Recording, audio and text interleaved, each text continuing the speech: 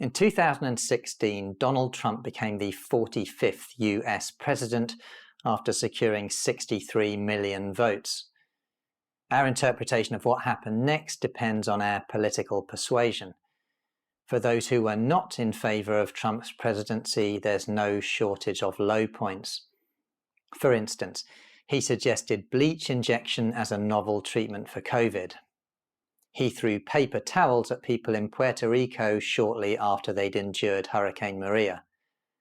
Trump claimed slavery abolitionist Frederick Douglass was alive and kicking, but he died in 1895. He taunted a disabled journalist at a political rally, and Trump mocked 16-year-old climate activist Greta Thunberg for being voted Time magazine's Person of the Year. According to the Washington Post, President Trump accumulated 30,573 false or misleading claims during his 4-year term, averaging about 21 a day. For many onlookers, it's inconceivable that Donald Trump earned 63 million votes based purely on his political skills. For some, he was simply the lesser of two evils. In other words, the voting public were swayed as much by their perceptions of the alternative, in this case Hillary Clinton, as they were by Trump himself. Gabapentin is the Donald Trump of painkillers, a drug who owes much of its popularity to a combination of clever marketing and fear of the alternatives. Gabapentin does have its strengths, but it also has important weaknesses. It's a human drug whose product license covers very specific indications, namely partial onset seizures, epilepsy, and post-herpetic neuralgia. The latter is a complication of shingles, which is a viral infection caused by the varicella zoster virus. Post-herpetic neuralgia occurs when the nerves that were damaged during the shingles outbreak continue to fire even after the rash has healed. Gabapentin works by slowing nerve firing rate, and this explains why, as well as being an anticonvulsant, it's also a popular choice for sedating anxious or aggressive animals. In 1996, Purdue Pharma, a family-owned pharmaceutical company, released OxyContin, a highly addictive opioid painkiller. OxyContin's history is a tragic example of corporate greed. Purdue concealed OxyContin's risks, overstated its benefits, and aggressively promoted off-label use. The history of Neurontin, which is the trade name of Gabapentin, bears striking similarities. This 2009 paper, published in the New England Journal of Medicine, includes a transcript of David Franklin, a Harvard-trained biologist and former employee of Neurontin's manufacturer Parke Davis. He quoted a Parke Davis executive telling him that dinner programs, CME programs, consultantships all work great, but don't forget the one-on-one. That's where we need to be, holding their hand and whispering in their ear. Neurontin for pain, Neurontin for monotherapy, Neurontin for bipolar, Neurontin for everything. I don't want to see a single patient coming off Neurontin before they've been up to at least 4,800 milligrams a day. I don't want to hear that safety crap either. Have you tried Neurontin? Every one of you should take one just to see there's nothing. It's a great drug. 3 months later, Franklin left Parke Davis and filed a lawsuit alleging that off-label marketing constituted false claims designed to elicit payments from the federal government. In 2004, Parke Davis' parent company, Pfizer, pled guilty to violating federal racketeering law and paid over $430 million to resolve criminal charges and civil liabilities. Now, details of the case are a matter of public record. Over 8,000 pages of corporate documents were filed in the Open Access Drug Industry Documents Archive, hosted by the University of California, San Francisco. These documents describe a publication strategy. industry-funded research was designed and commissioned specifically to promote off-label use of gabapentin. In another open access report, Kay Dickerson, director of the prestigious US Cochrane Center, described a remarkable assemblage of evidence of reporting biases that accounted to outright deception of the biomedical community and suppression of scientific truth concerning the effectiveness of Neurontin for migraine, bipolar disorder, and pain. Here's an example. 6 clinical trials identified important harms after patients took gabapentin, but these important harms were not reported publicly. What were those important harms? Well, here's an image showing gabapentin's side effect profile from one of the 6 trials. The red blobs are gabapentin side effects, and the blue blobs are adverse events reported by patients taking a placebo. The previously hidden data shows that many of gabapentin's side effects are common. Important problems like dizziness, headaches, and somnolence, which is a state of excessive and unpleasant drowsiness. Now, we know sedation and ataxia, which means impaired balance, are common side effects in dogs just as they are in humans. We have no reason to believe that these other common side effects exclusively affect humans. Side effects like headache, brain fog, pharyngitis, and chest pain. But if dogs are affected, how would we know? The short answer is we probably wouldn't. Most people don't have time to manually review drug industry archives. Most prefer the convenience of Google. The top result from my own Google search using the keywords gabapentin for arthritis comes from a very trustworthy source. The non-profit Mayo Clinic has been ranked the #1 US hospital for 7 consecutive years. They opened the world's first chronic pain clinic in 1974, the year I was born. When their pain specialists, who are world-renowned, urge doctors to avoid off-label use, we should pay attention. But if for some reason you don't trust the Mayo Clinic, you could perform your own literature review. Now, I recently searched PubMed using the term gabapentin placebo-controlled clinical trial. After excluding irrelevant citations and review articles, I was left with 278 randomized clinical trials, which means that gabapentin is one of the most tested painkillers on the market. Now, gabapentin is licensed to treat 3 conditions. 63 conditions were treated. 40 trials, that's 14%, were for the conditions that gabapentin is licensed to treat, namely post-herpetic neuralgia, partial seizures, or epilepsy. 67 studies were on post-operative pain, including 2 veterinary studies which showed that gabapentin provided no measurable benefit after limb amputation or after a knee surgery called TPLO. More about that in another guide. There were 15 studies on restless leg syndrome, 12 using gabapentin to treat substance abuse, 11 on diabetic neuropathy, 8 on menopause hot flashes, etc., etc. Conspicuous in its absence, without a single randomized controlled trial, was osteoarthritis. So Neurontin's manufacturer, who behind closed doors declared their clear intent to promote off-label use, funded a grand total of 0 clinical trials on osteoarthritis. Here's a graph showing gabapentin's prescribing trends over the past 2 decades. Prescribing trends witnessed an uninterrupted upward trajectory through 2004, despite the lawsuits and multi-million-dollar fines. In 2016, gabapentin became the 10th most commonly prescribed medication in the US, with over 64 million prescriptions. So the number of gabapentin prescriptions dispensed in 2016 exceeded the number of people who voted Donald Trump into office. Now, soon after that, the tide turned.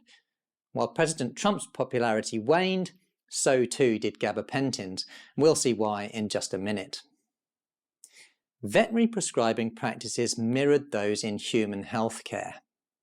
This survey of US and Canadian veterinary practitioners found that 7 out of 10 prescribed it as a painkiller on a daily or weekly basis, and 3 out of 10 prescribed it for companion animals with chronic long-term pain. But one of the most worrying survey findings was that over half of respondents didn't know gabapentin's mode of action. Gabapentin causes sedation, and this is a significant limitation for any painkiller, but it's a huge problem in veterinary practice. If we sedate a dog, we change their behavior. If pain control is our top priority, we must be confident that altered behavior is caused by improved pain control and isn't an unwanted side effect. What we really need is a study comparing gabapentin, a sedative painkiller, to a sedative with no pain-killing effect. We have exactly that study. Researchers compared gabapentin to the benzodiazepine lorazepam and found no difference in the requirement for opioids in people recovering from surgery. Lorazepam's not a painkiller, so this study highlights a fundamental truth, that sedation alone produces a placebo effect with regard to pain. Now, to be clear, I'm not presenting a case that gabapentin has no benefits. Hundreds of studies show that it does. But we need an answer to one specific question. How good is gabapentin at controlling arthritis pain? Gabapentin is not anti-nociceptive, which is scientific jargon for gabapentin is not a painkiller. It's a pain modulator which calms hyperactive nerves. And perhaps you're thinking that surely all pain involves hyperactive nerves. It doesn't, but for argument's sake, let's pretend it does. Let's say that most arthritic dogs have a neuropathic component to their pain. In this scenario, some of their pain is the type of pain which, at least in theory, gabapentin is powerful at treating. Dogs don't get post-herpetic neuralgia, so how good is gabapentin at treating other types of neuralgia? Well, here's a meta-analysis of 15 randomized controlled trials of gabapentinoids used off-label to treat low back pain or lumbar radicular pain. There was high-quality evidence of no effect of gabapentinoids versus placebo and an increased risk of adverse events for which the level of evidence was high.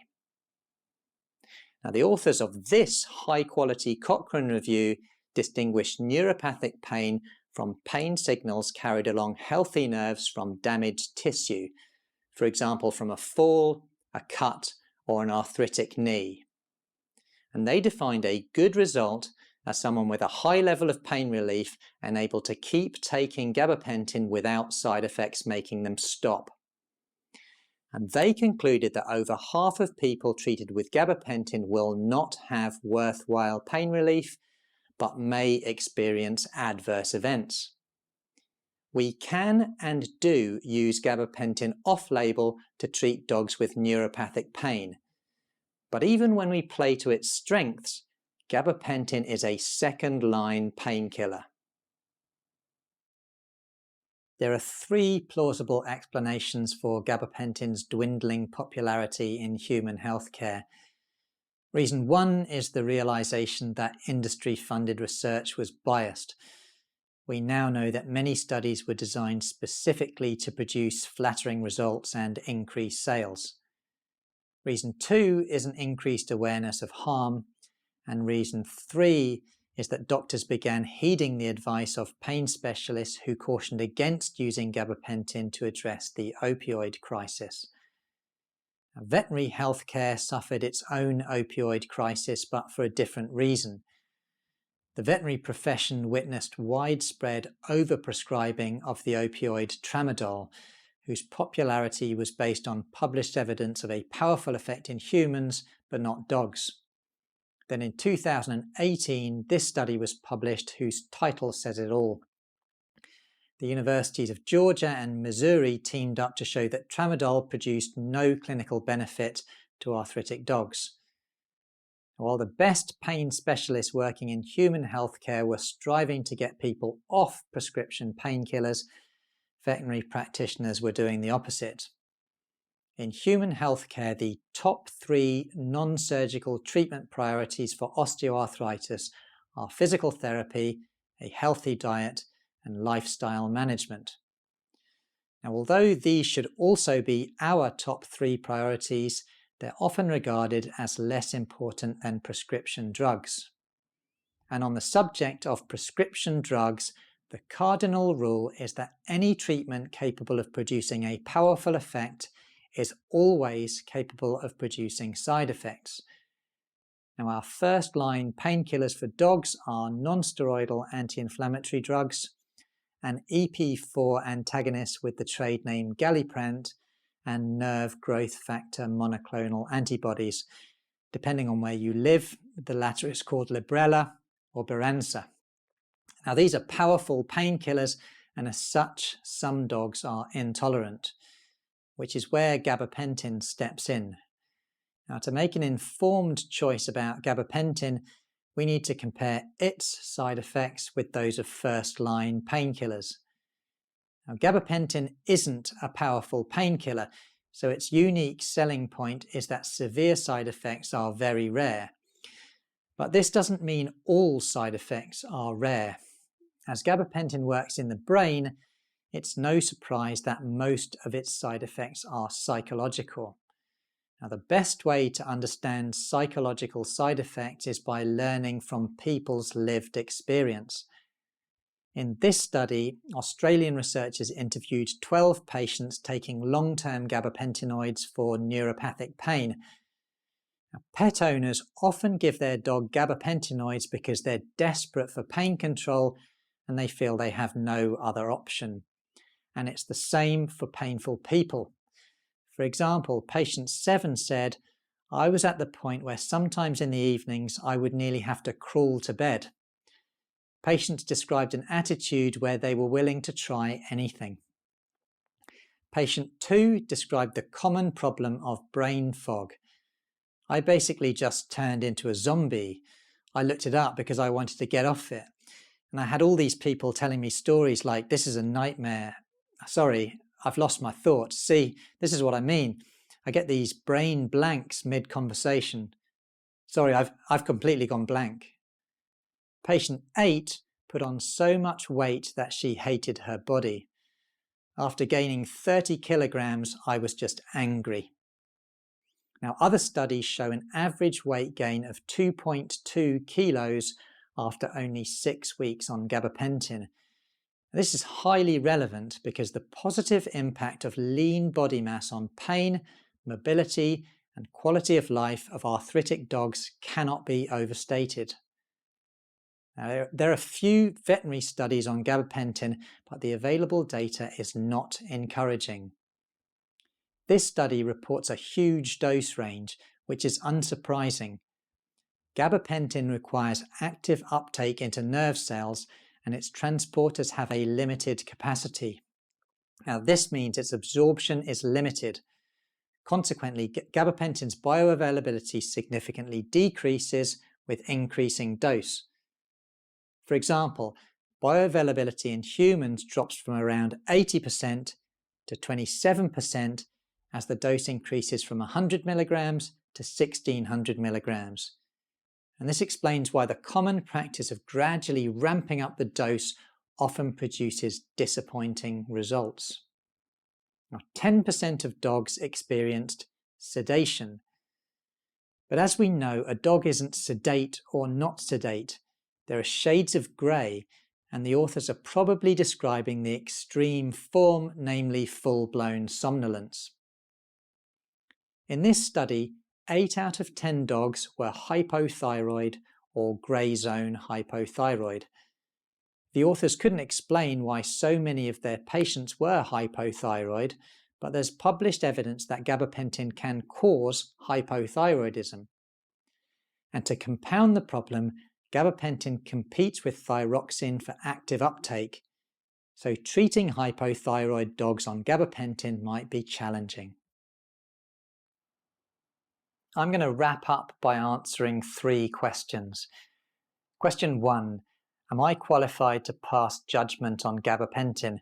Well, I believe so. I spent the first 2 years of my career working as a veterinary anaesthetist at the universities of Bristol in the UK, Zurich in Switzerland, and Minnesota in the USA.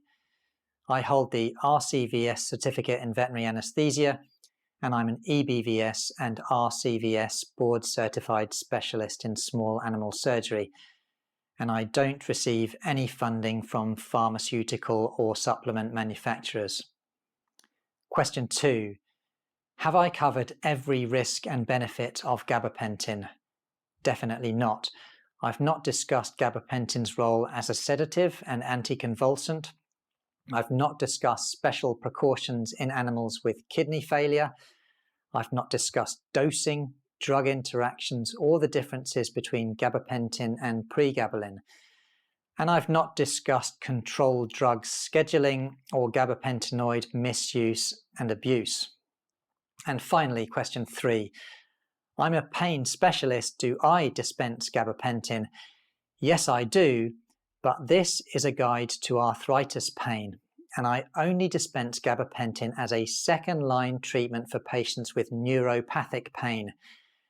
Now, most of my arthritic patients do not have neuropathic pain. They have diseased joints, but the nerves transmitting pain signals away from their diseased joints are perfectly healthy. Put simply, there's no good evidence of a benefit, but compelling evidence of important harms when gabapentin is given to patients with healthy nerves. So you now know why gabapentin isn't used to treat human arthritis, and you now know why I believe it's a poor choice for canine arthritis. But my belief isn't everyone's belief, which brings us back to Donald Trump. We won't all agree on him, just as we won't all agree on gabapentin. But it doesn't matter if we agree or disagree. It only matters that we don't choose blindly.